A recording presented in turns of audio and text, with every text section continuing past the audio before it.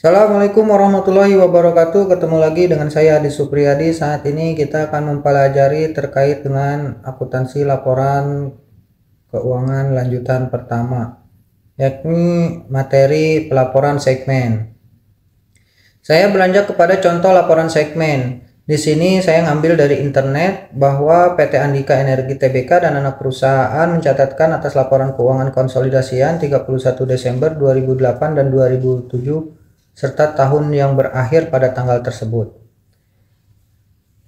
Nah, di sini bisa terlihat bahwa ada energi service, energi resource, dan energi infrastruktur. Di sini lihat dari pendapatan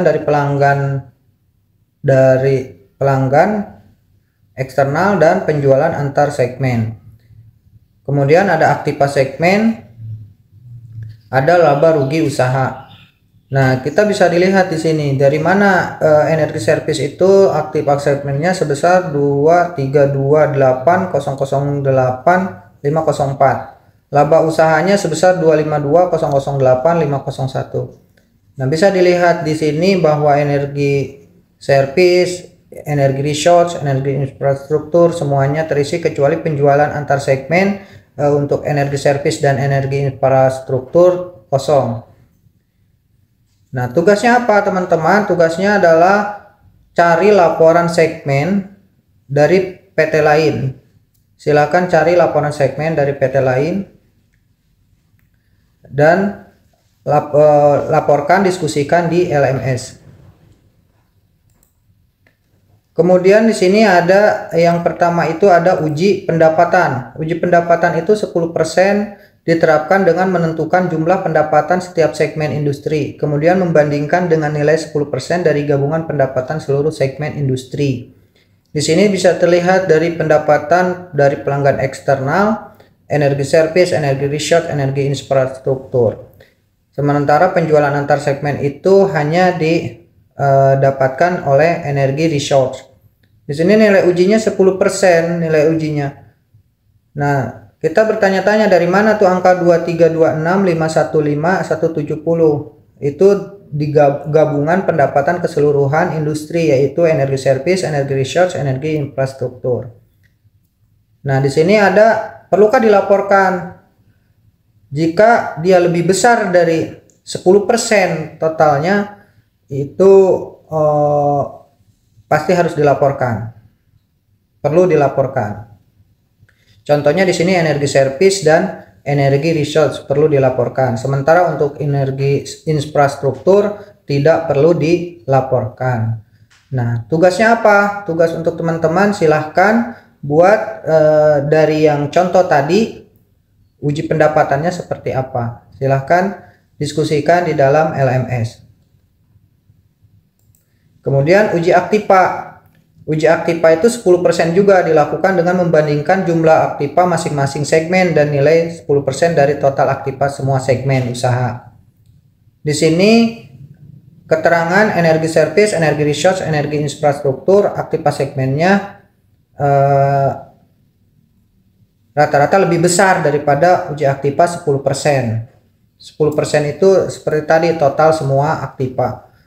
Perlukah dilaporkan? Jawabannya iya, karena lebih besar dari 10%-nya total aktiva segmen. Nah, tugas teman-teman semua adalah silakan buat uji aktivanya 10% dengan membandingkan jumlah aktiva masing-masing segmen.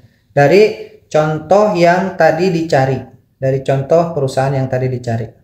Dari nomor pertama. Uji laba usaha. Dalam penerapan uji laba usaha 10% untuk mengidentifikasi segmen yang perlu dilaporkan nilai absolut laba atau rugi operasi suatu segmen dibanding dengan nilai 10%. Nah, di sini bisa dilihat nih nilai absolutnya. Tadi kan laba usahanya itu energi service dan energi infrastruktur. Ini laba ya. Ini laba. Sementara rugi operasi segmen usahanya itu di energi resource. Energi resource itu dia rugi. Hanya bisa dilihat 10%-nya dari total laba rugi usaha itu di semua lini, yaitu energi service, energi resource, dan energi infrastruktur.